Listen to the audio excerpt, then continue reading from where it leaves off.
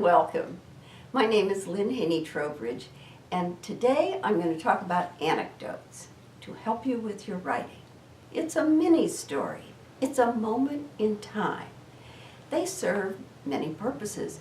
Maybe you want to tell a story to entertain, and you want to get everybody in the room focused and laughing. Or you're giving a business presentation and you want to persuade the audience. So, it's very important, number one, that you plunge right into the action. You do that by first setting up the scene, the 5 W's, who, what, why, when, and where. And then you go for it. All right, now, I'm going to show you the way Hunter Thompson opened Fear and Loathing in Las Vegas. Now, let me say that Hunter was not a model of probity.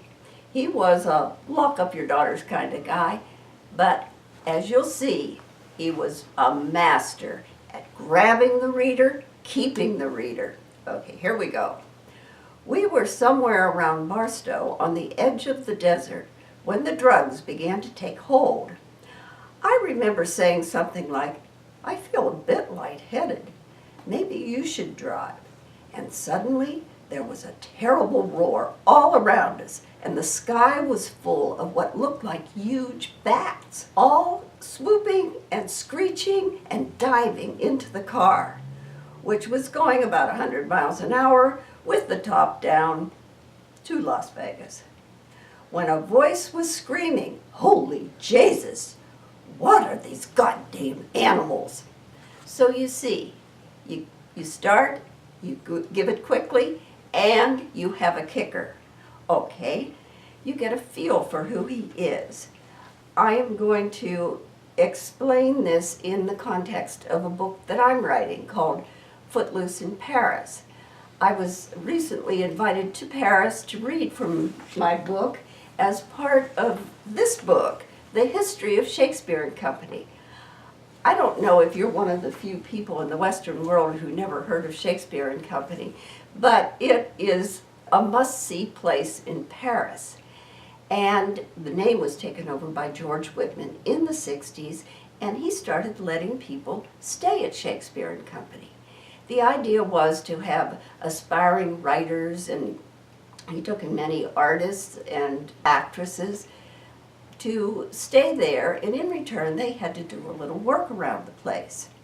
Now, I happened to go there because I had taken a marvelous trip to Spain and blew all my money, and I was working for Christian Dior, and I couldn't go to my bosses and ask for an advance on my salary, so I figured, I will spend the winter at George's, and that's what I did. I arrived, and now I'll go into the story, so you'll get some of the details. I worked as an assistant vendeuse at Christian Dior on Avenue Montaigne. It paid paltry wages, but the social life was terrific. While my French employers were inclined to be sympathetic to any kind of sexual indiscretion, they would have been horrified to realize I mismanaged my money. So on a bone-chilling winter evening, I made my way to the bookstore and asked George if I could move in. Though I frequented the place, it was the first time George had seen me in my Dior outfit. Just a word about George. He was the definition of eccentric. One time, he went out for cigarettes and didn't come back for a year, and people ran the store, so you get a feel for things were loose. He loved my outfit, the elegant black dress, the shiny white pearls, the polished slingback shoes. As it happened, he needed someone to step in and organize the place. And so, as he was showing me to my cubbyhole, we had these beds that were just fitted in amidst the books. He announced to the people staying there, "Lynn's an organizer. She's going to put this place in shape." Now, I've been called many things. Blithe spirit, adventure-prone, scatterbrained, but never in all my life has anybody ever called me an organizer. One night, a young woman with Goldilocks ringlets and performing ambitions was standing over the stove on the first floor, stirring a pot of giant clam chowder and fortifying herself with red wine. She was singing Edith Piaf's La Vie en Rose in fractured French. Lifting the cauldron off the stove, she stumbled, and the steaming clam chowder poured down through a hole in the floor to the ground below. It was created so that a dumb waiter could be lowered with George's brownies.